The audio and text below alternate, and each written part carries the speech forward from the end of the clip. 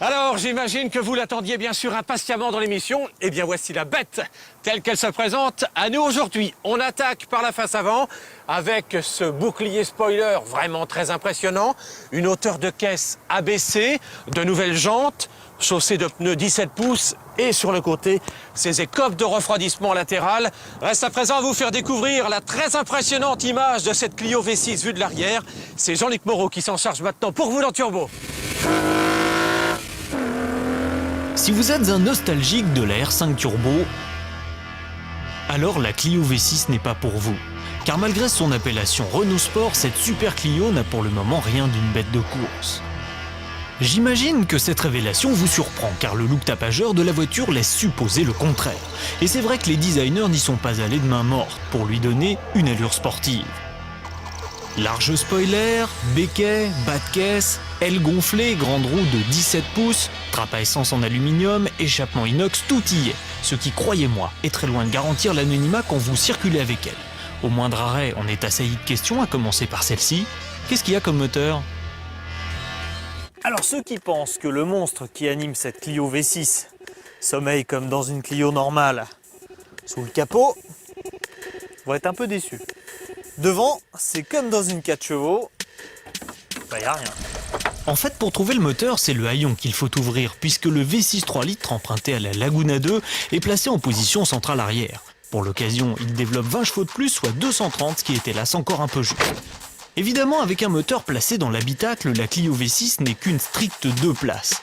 Il n'y aura donc que 2 personnes pour déplorer que la finition soit aussi quelconque dans une voiture tout de même facturée 240 000 francs.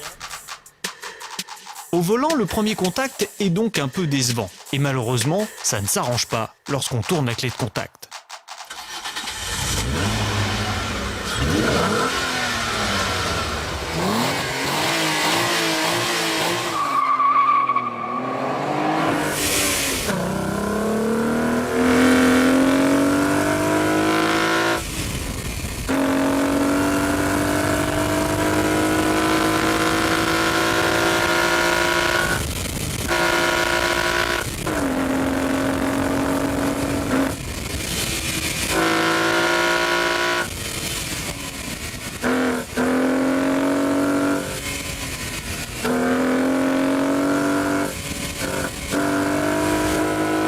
Disons-le, malgré une sonorité fantastique, le V6 ne correspond pas à ce qu'on attend d'une voiture de sport.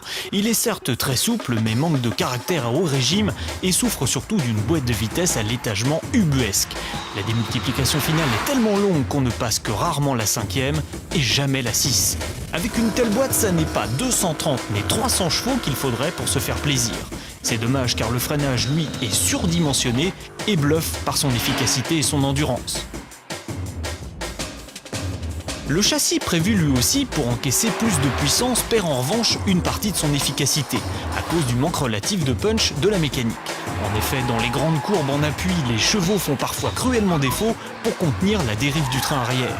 Car même si le comportement de la Clio V6 n'a rien de commun avec la brutalité d'une R5 Turbo, il réclame quand même de bonnes notions de pilotage. Renault a donc été beaucoup trop timide, et pardonnez-moi l'expression, mais à cause de cela, la Clio V6 se retrouve le cul entre deux chaises. Elle ne possède en effet ni le tempérament d'une sportive, ni l'agrément d'une GT, ce qui est gênant pour une voiture vendue 240 000 francs. Heureusement, Renault est conscient du problème, et mon petit doigt me dit qu'il a déjà concocté une Clio V6 Evolution 2 qui verra peut-être le jour pour fêter la prochaine victoire en Formule 1.